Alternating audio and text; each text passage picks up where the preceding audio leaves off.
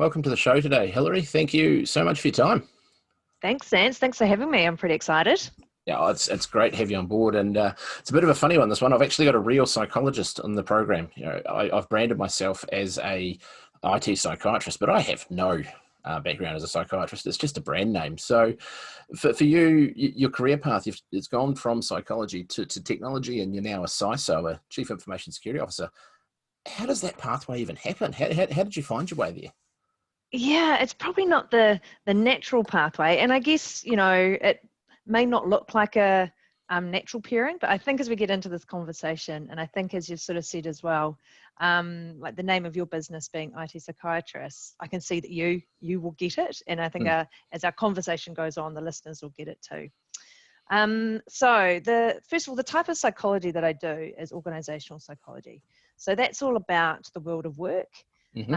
And the world of work is all about people. And what's business about? It's about relationships. And people. And so, that whole thing, the people, it is part of everyone's career and everyone's role. But when I started getting into those techie roles, I did start to realize that actually this IT thing is a bit like therapy for people in organizations. They come to the IT department because there's something wrong.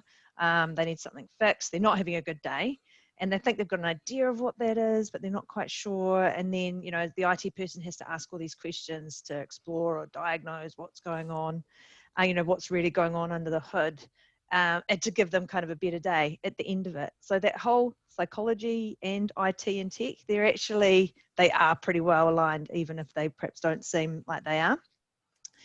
And how did I get into it? Well, I've always had a natural pull towards technology. So, I was the kid who was playing, Atari's Indiana Jones video game, if you like. Like, I played it so much, I got through all the different levels and then got stuck literally because there was actually nowhere else for me to go in that game. So I spent hours doing that. When email first came out, I was at high school. And me and my friend Julia jumped straight into it. We thought, this is really cool. But of course, we were the only people emailing. So we'd just email each other. And you'd be really excited when you got a message from someone. And then, I do often tell the story of how I made the transition from psychology to security to IT. But I kind of wanted to shake this up and make it a bit differently. So I put it more down to kind of how it happened. And I think it's, those things like taking opportunities when they happen is really important, because that's how I made, someone asked me, did I want to do this, or have you thought about that? And I'd go, oh, okay, cool, I'll give that a go. So putting your hand up for things, I think, is really important as well when you're changing careers or working across different areas. You need to be really okay with not knowing everything as well. So every domain I've been in, I've kind of had to relearn, from that there's the psychology domain, had to learn and get across that. And then it was getting into security. And at the start, it was just security culture. That's where that kind of germinated from. And then I got more interested in IT security and physical security. And again, you just got to grab hold of it, try and learn as much as you can, talk to people, Google, listen to podcasts, whatever it is. And then same when I moved into a digital transformation role. And at that point, I'd actually had 3 babies. So it wasn't like it was going to be a lot of work to learn the IT space as well. But I was like, yeah, no, I can do this. I'll give it a go. And I think that's also where teams come into play as well, because I don't need to be an IT expert or a technical security expert. I need to be able to manage within those functions and make common sense decisions and get the best out of other people. So yeah. And it comes back to people as well. I mean, you finished there with people, you started with people, you finished with people. But as a CISO, I'm sure you'll be very familiar with the stats that I tend to just pluck a number that sounds about right out of the air, but around 80 or 90% of security risks in an organization come from people. The innovation comes from people. Everything that happens in the technology environment is there for people. I'm a firm believer that technology is not a tool. It's not a solution in its own right. It's a tool that enables a solution to happen. It enables people to work better, more efficient, more effective, faster. And so that's a huge point to bring in, is that, as you say, psychology is about people, technology is about people, business is about people. So bringing all that together, it doesn't matter what your background is. It's you're able to bring in that perspective to a technology role and see things for what they are, as opposed to which language is best or which methodology is best.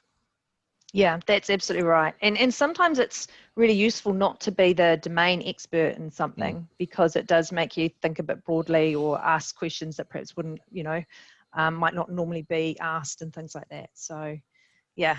Correct. And the questions that might not normally be asked, or the assumptions that someone's making, because of they assume everyone in the room's got the knowledge. But if you're coming from outside the field, you're able to ask that because you just don't, you don't have it. And anyone else could be sitting there going, great, actually, this gives us the chance to focus and look at a slightly different direction.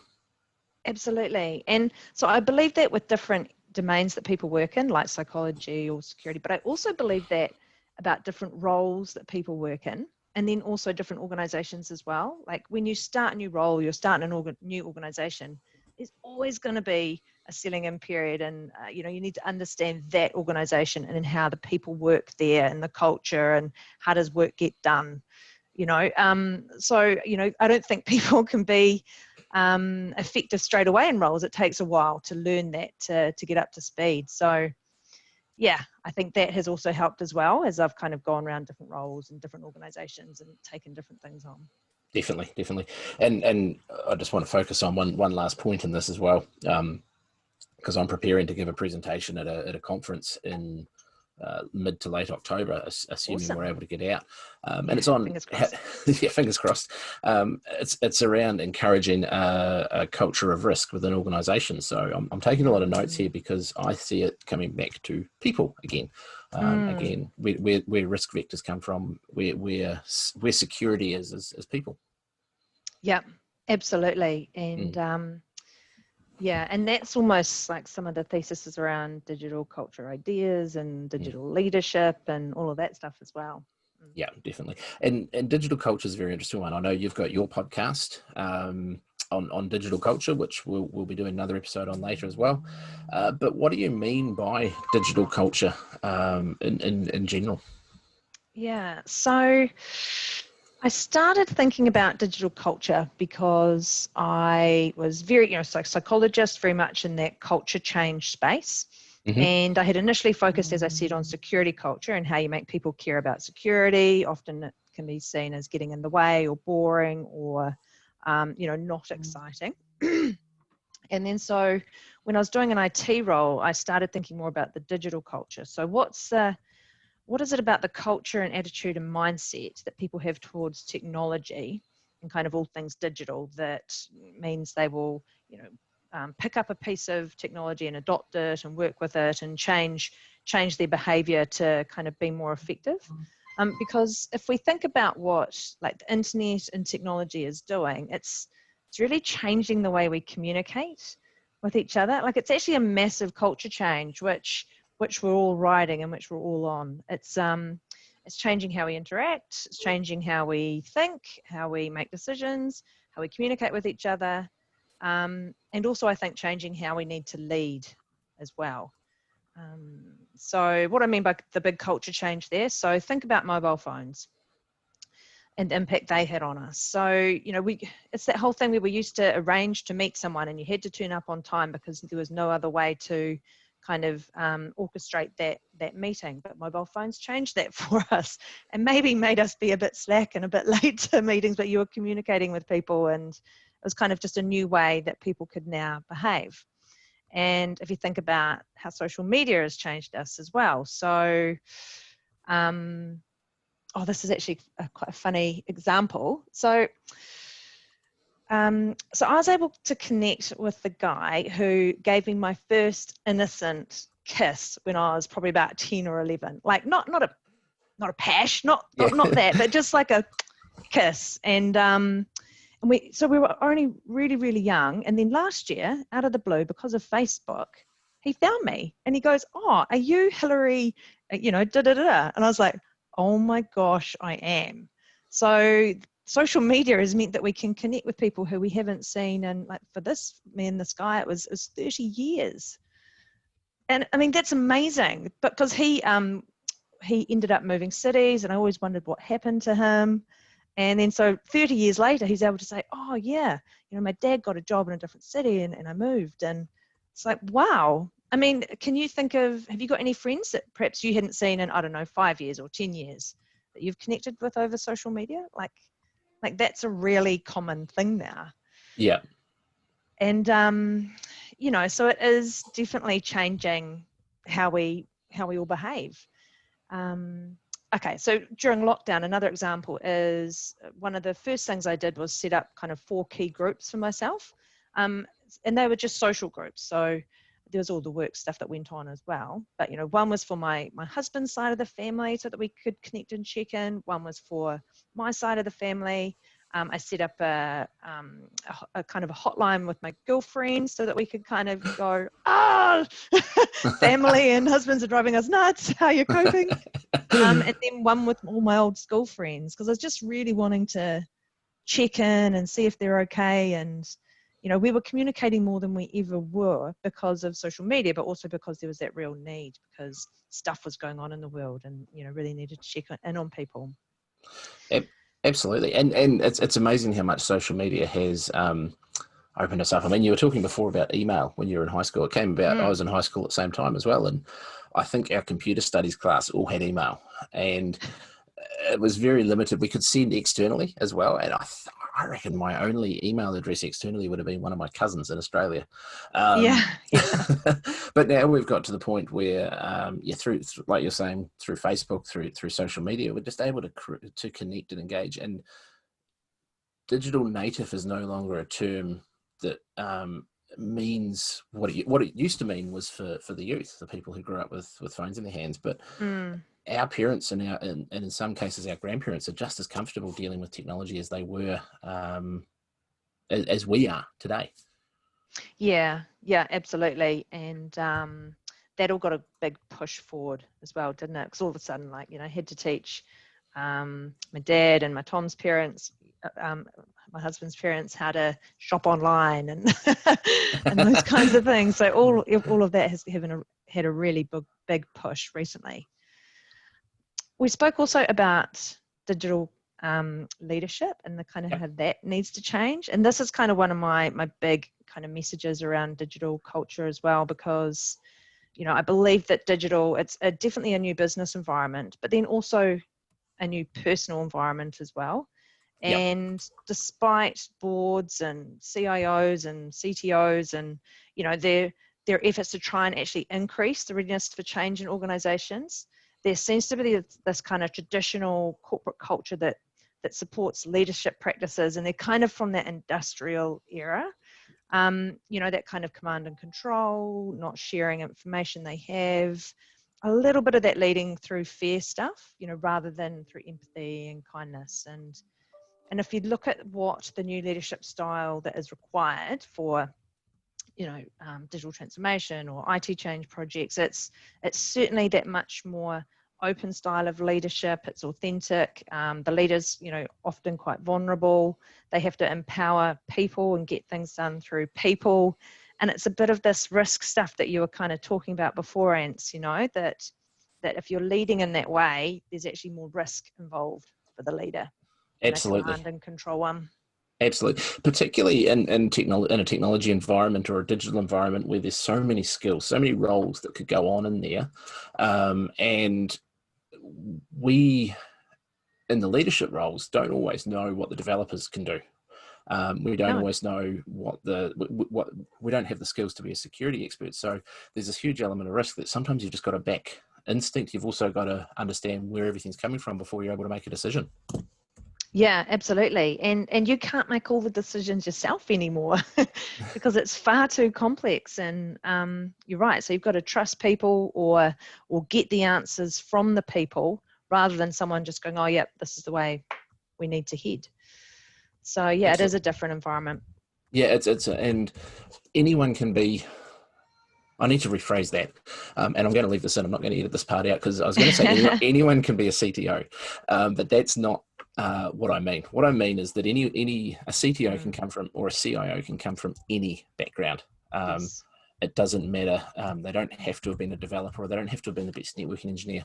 So there's plenty of examples out there where someone in the C-suite has come from outside the technology industry, and that, I think, that plays a little bit to the maturity of our industry. We're still young. We're still ultimately finding our way, and amongst areas like accountancy, law, business ownership that's been around for centuries. Technology is still coming to grips with it. So sometimes the best people to lead the tech team haven't come from the tech team. Yeah. I've definitely sort of seen that play out, which is exciting because it does open up, the world for other people to play in that space. I mean, I think we'll talk about it later, but that whole tech is not for techie people is just so true. And I think one of the reasons why is because technology's no longer just the domain of the IT team, is it? It's becoming part of everything. It's part of, it's part of how we're doing this session, podcast. It's how we're recording that.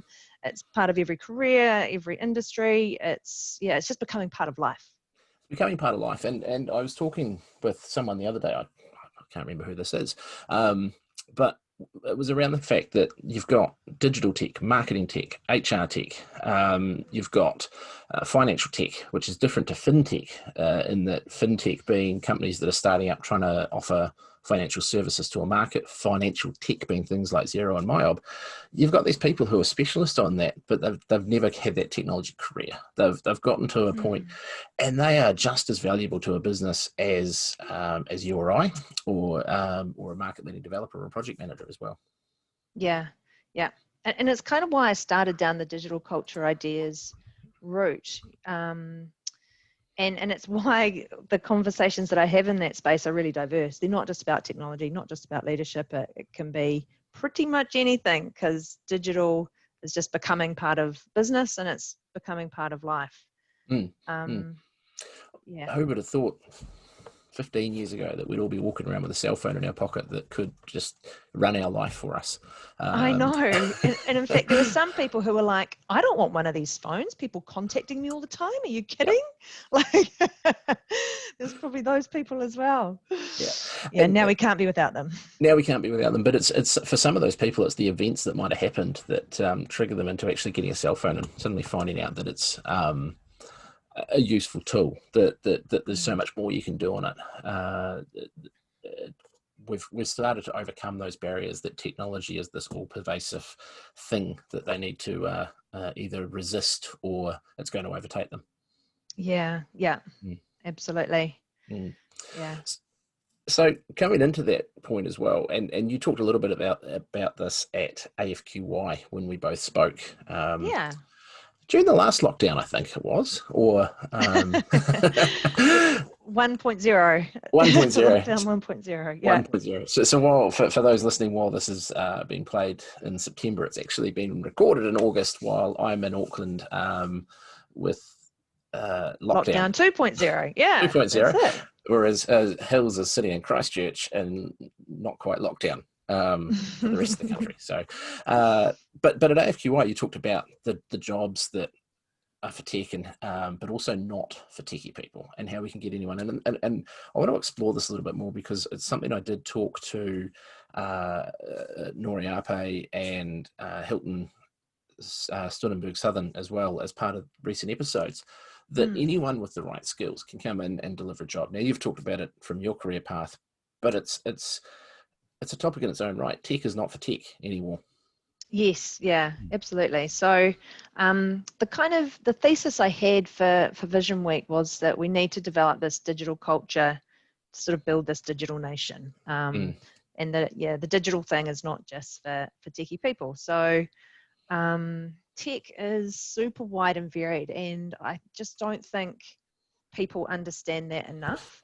That it's like you said before, tech is part of sales, it's part of HR, business analysts, management, like pretty much everyone is going to be working in a technology company in the future. Yep. That is kind of how it is. So if that's the case, then we need to get more people across the idea that tech isn't just for techie people.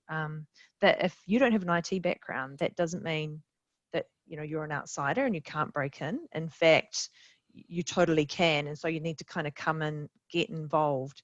And so that's where that thing about teaching people about tech and about growth mindset, really broadening out the technology kind of education, if you like, so that kind of everyone's in it. And that's where some of the programs like Shadow Tech, which is run by Tech Woman, which is part of NZ Tech. So like they have those school programs, and I've done it before where, a couple of girls will spend the day with me, and they're aged between like 9 and 12. So they're like, young girls. And then you're trying to show them the breadth of different roles in the organization, and, encourage them to, do the STEM subjects, or just, be interested in tech and what that can mean, like in an actual job. So they kind of shadow you around for a day. And I think programs like that are really important. Mm-hmm. But you do tend to get the ones that are interested in tech, not the ones who just kind of aren't sure. So there's obviously a message we're still not quite getting out there yet. Well, there's part of a Hollywood element to it, isn't there? Is if you sit down and watch a movie or watch a TV series out of the States, the tech guy typically is someone with 15 screens around them, and they're coding furiously, and they've hacked into a system in about 30 seconds, which you and I know is ridiculous, but that's Hollywood. But they're portraying this role as it's this super smart person who's sitting there and is just able to solve every problem in a matter of minutes with the help of their computer. So I think there's a little bit of that mythos that doesn't help people with very different skill sets actually understand that those skills are just as valuable. Yes, yeah, absolutely. And, as I said, like one of the other things I like to talk about is along like Shadow Tech, that whole diversity and inclusion piece. And I speak quite a bit around gender in that space, but, obviously diversity inclusion is much, much wider than that. And one of the things that, I've heard someone say to me once, which really stuck with me, was this whole, some women jam their foot in the door and try and drag as many other women through as possible, while other women just let the door close. And there's a piece in there that's around tech a little bit there as well, that we need people to hold open the tech door and drag people through as well, not just let it close. So there is that two-way piece where we've got to talk about tech as in a much wider, more general kind of sense, because it is ever pervasive. Absolutely. And talk about some of the roles. I mean, there was always, I can't remember which IT company this was now, but they had the role of the Mystic Penguin, which was a different type of role. But in a way, that's kind of what we need to do. We need to stop talking about our roles as a CISO or as a developer or as a project manager, and actually call them what they are. Problem solvers, storytellers, solution creators in some sense, because I think that's the bit that's going to start attracting different people of the industry if they realize, actually, I know how to solve a problem. And if there's a role for me as a problem solver, then I'm going to go and work in that role. Yes. Yeah, absolutely. Yeah, I like that. It's a good way to think about it. And it was something that sort of I cottoned on to while talking with Nori in our episode, where she mentioned, Polynesian culture, huge on storytelling.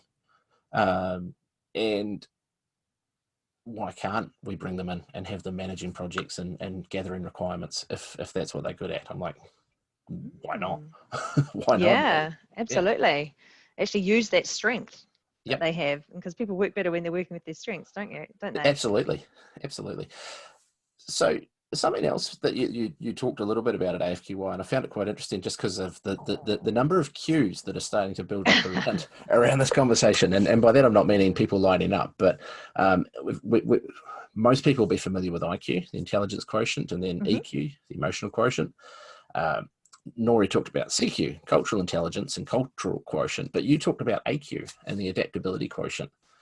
Yeah, there are a lot of cues, aren't they?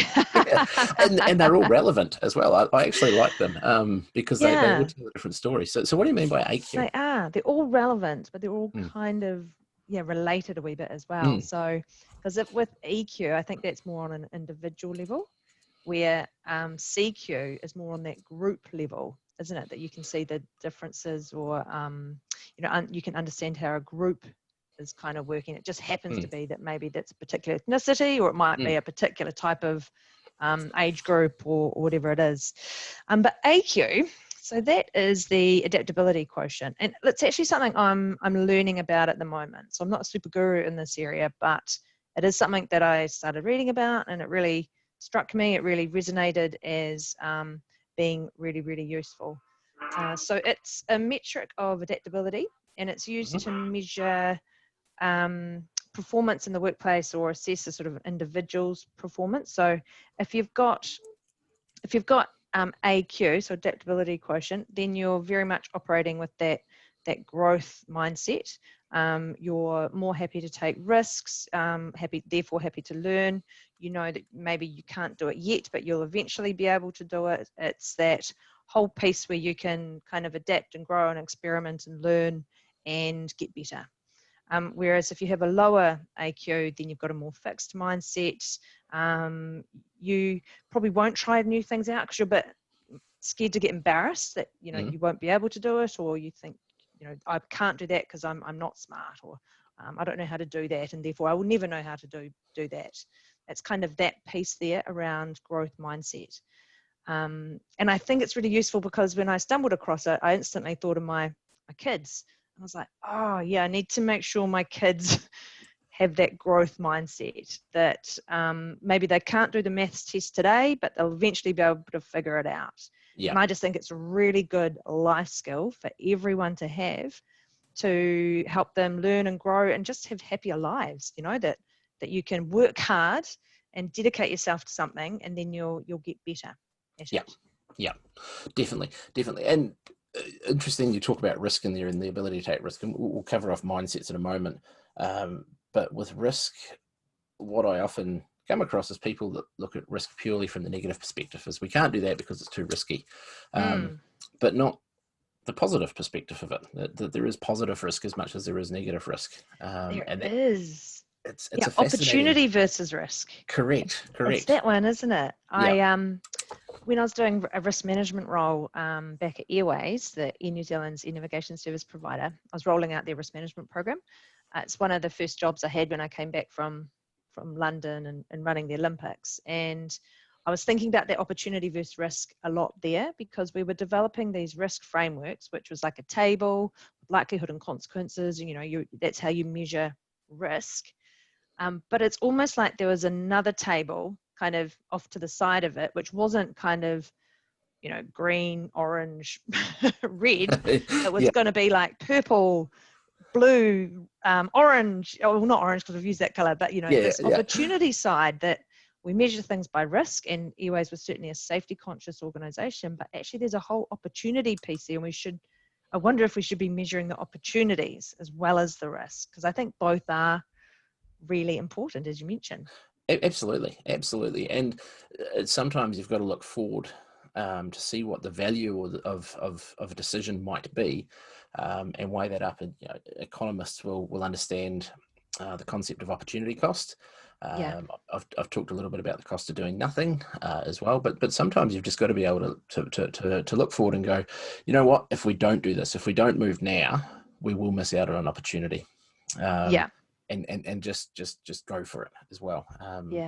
And just tweak and change things as you go. Like even with parenting, I've always thought that. Like I'm gonna try this, and if it's not working, I'm gonna change it. We'll tweak it, and we'll do something else. And that could be like a particular school that you choose. I'm gonna send them here. I think it's okay, but if anything doesn't work out there, I'm just gonna change it. Or I work, so my kids are in daycare, and if ever that mix wasn't quite right for me, because everyone's got a different mix of how childcare works for them, then I'd change it. So if I needed more nanny hours, less daycare, I'd change it. Do you know what I mean? Just you've got to keep going to find the right balance for you and whatever you're doing, and it's always going to be different, and you're never going to get it right first time, and it's probably never stay static either.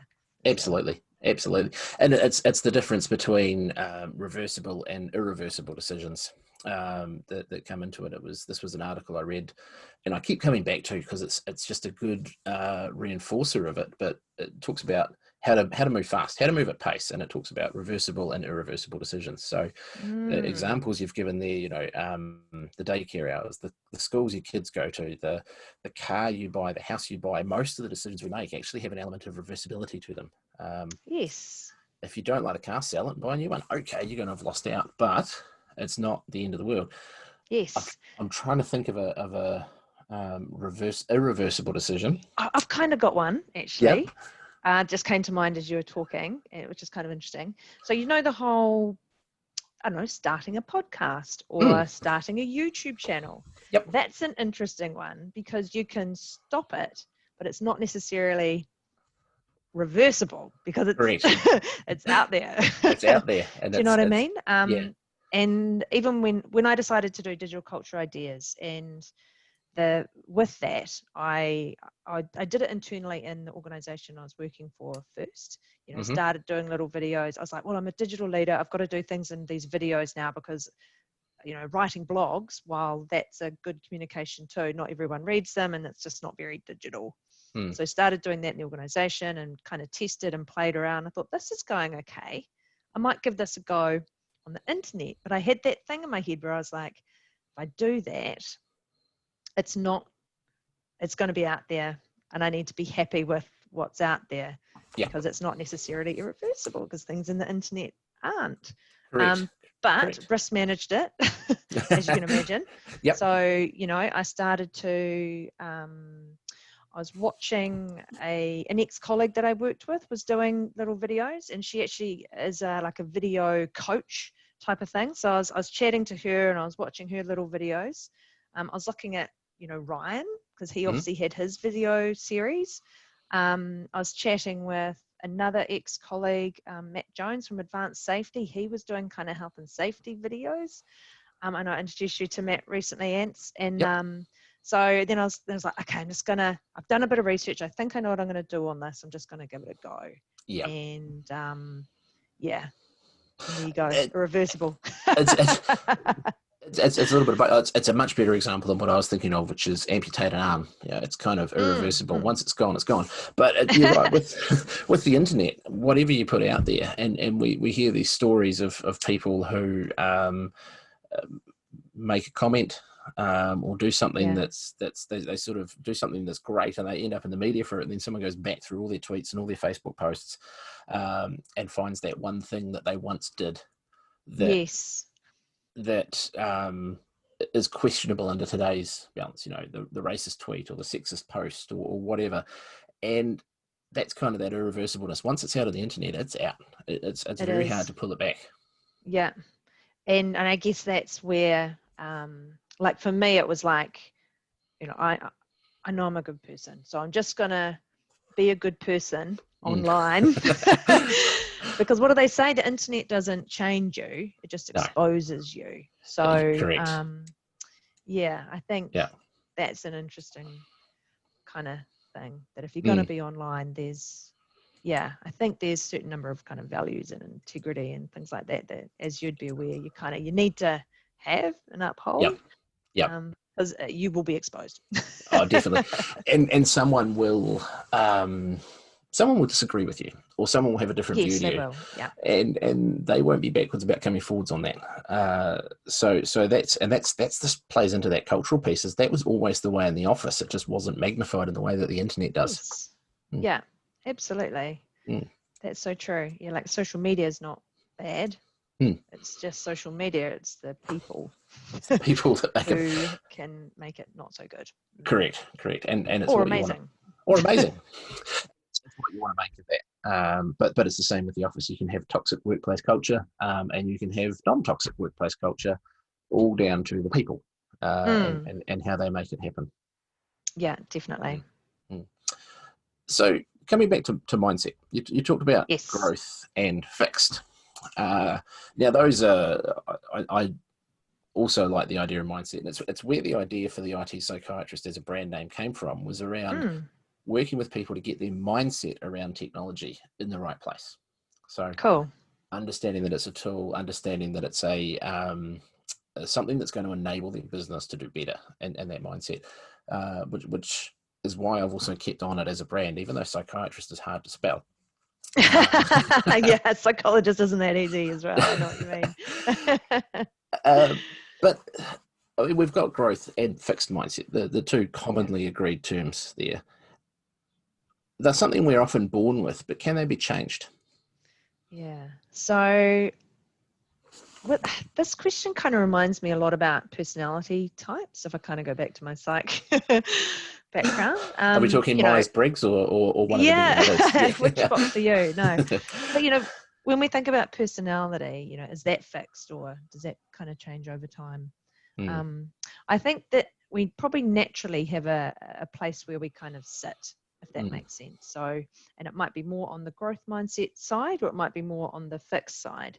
But with practice, like a muscle, you can move. Like you can stretch a rubber band out from that fixed point and probably move more towards the growth if you want to move that in direction. But when you're stressed or under pressure, you might naturally switch back to your more natural setting. Yeah. So yes, I think it can be moved, but it's going to be it can be harder for some people than others, if that makes sense, depending on where they kind of more naturally sit. But there are certainly lots of things you can do to practice that muscle and improve that growth mindset.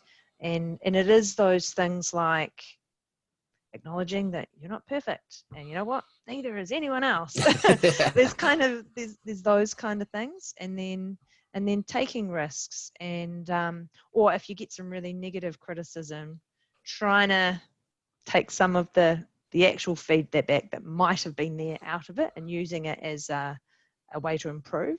Yeah. Because quite naturally, when we get really bad feedback, we often go, whoa, we get a little bit defensive, like, hold on, particularly if it doesn't quite match your view of the world. But then if you think about it and reflect on it, and I've had some really tough teachers over my time as well, where I've gone, oh my gosh, I can't believe they said that about me. And then I'm like, oh, if I'm looking for the nugget in there, probably is that thing I didn't do quite so well. So, okay, fair enough. I don't take it all wholeheartedly, but I've picked one of the learnings out of it and turned it into a growth journey and a learning and things like that. So I think that's quite important.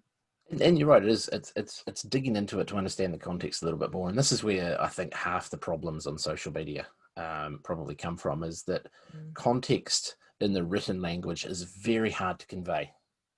And people that they will post something and they will, in their mind, and I know I've done this a few times, in my mind, I'm posting something constructive and maybe slightly humorous and not meaning to offend, but just wanting to say, hey, whatever. But the person who's received it has read it a completely different way and seen it as a negative or an attack or and that's put them into a completely different mindset. So I think there's this huge part of it that we've got to accept that the written language has its flaws.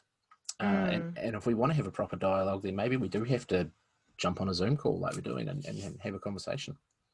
Yeah, you certainly do get a lot more of those triggers and cues from people when you're either face-to-face or doing it via video conference, as you say. And often, I think, like you said about a post, sometimes it all boils down to what kind of day that person who read the post is having. And then that's how they react. It might not be anything to do with the actual post itself. There's probably countless examples of where that's happened as well. Definitely.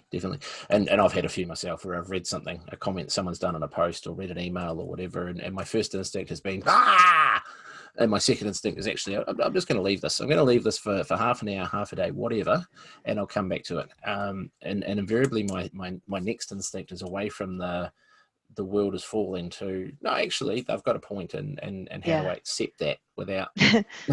there's a really good exercise you can do when you get one of those emails, is you read it to yourself out loud, but read it with the most positive intent possible. So not a negative, I'm telling you off kind of tone to your voice, but like reading it really positively, like you're giving really positive advice, and then you can actually see a slightly different message in there from, Yep. from what you initially saw. It's a good trick, that one. I think I'll definitely take that one on board. Yeah, my trick at the moment is to just take one of the dogs for a walk around the block, and typically I've either solved all the problems and moved on, or have come up with that viewpoint of what they're trying to convey and why. So, but yeah, reading it back in a positive voice. Very hard to be angry when you're smiling at yourself, right? Yeah, and Yeah. if you do that in front of someone else, and then they're like, "Yeah, that wasn't negative at all. What are you talking about?" You're like, "Oh, okay, maybe that wasn't as I thought they had intended it." I had a colleague once, this is years ago, where we only ever conversed through email because I was in New Zealand, she was in Australia, and for the first 6 months of dealing with her, I just thought she was this mean person who didn't have anything positive to say about anyone. Then one day I rang her, and I found out that she was actually a really lovely person. She just didn't like writing emails. Oh, of course. And so I ended up, we stopped emailing after that, and we just started talking on the phone because it was a lot easier to get the message across, and a lot quicker as well. So definitely. I think as much as we're advancing to Slack channels and to email and to social media, the power of conversation to build a good culture is still there. Yeah, it's something I've been thinking about in my work with Cordia, like how you communicate. So, for example, security policy and how you communicate that to staff is evolving. And one of my colleagues, Stephen Coates, he talks about policy 3.0, where yes, you produce your security policy, but then you kind of park it on the shelf. And then you turn the policy into as many different communication channels as you can. So you might turn it into a meme for those people who learn by memes. You might turn it into video or talking head or an animated thing or whatever it is, that more and more we need to communicate with people to their natural style. Like that's what you're talking about with your colleague, wasn't it? Like your natural style was not email. So you changed it. But it can get difficult when you're trying to do that en masse. Yeah. But that if we want security to be effective, we need to find a way to do that. You know, like people learn by checklists or numbers 1, 2, 3, whatever it is. How can we crossword puzzles even? crossword puzzles, even storybooks, connecting people back to the why. Why is this important? You know, why?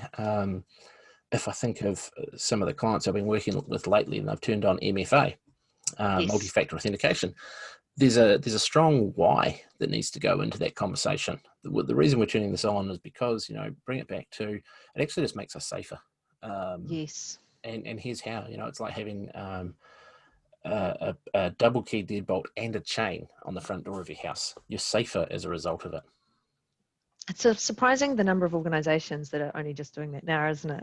It's like, absolutely. How did we fail to, as security people, how did we fail to communicate that is like a key security message? Like I'm taking personal accountability here. Like how did people like me fail to communicate to organizations that's like a total must do? And because the hardest group to get that through is often the executives, that MFA thing.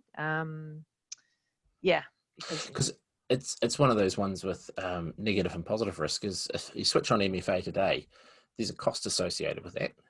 It's often a small cost. It's not a big cost, but it's hard to quantify that against the cost of something that might or might not happen in the future.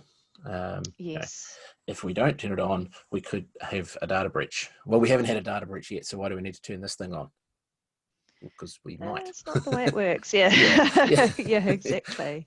Like imagine if you said that in health and safety. You don't have to put that harness on because you know what, you haven't fallen off it yet. Yeah. It just wouldn't be entertained at all. No, exactly. So it's putting it out there. But then it's some of the other things that I think that the tech industry, the security industry have sort of, they've shifted as well over time. And you see we've gone from your password must be as complex as possible to actually the messaging from some security experts that, well, password complexity makes us less secure in a way, because it encourages bad behaviors like sticking your password to the bottom of your keyboard. Whereas if you personalize the password process, it becomes a lot cleaner for people. So yes, that's right. So so much of behavior is in the world of work. Security, risk management, psychology, whatever it is. It's people, and I've been talking to the COVID pandemic at the moment because it's top of mind for everyone. Yeah. We've seen a few failures globally. I'm not picking Yep. on anything that's happened just here, but some of the failures that have happened of where outbreaks have reoccurred or where people have been able to get out of places they shouldn't have been. It's come down again to a people failure. It's just someone hasn't quite done the job that they're meant to, and as a result, the worst possible case scenarios happen. Yeah, exactly. That's very true. Look, Hills, it's been really great chatting with you today, and I want to thank you very much for your time. It's been great to share. It's been great to have a psychologist on board as well, from my perspective, so that I can say, hey, look, I've got someone who's a psychologist, not just a guy who can spell psychiatrist.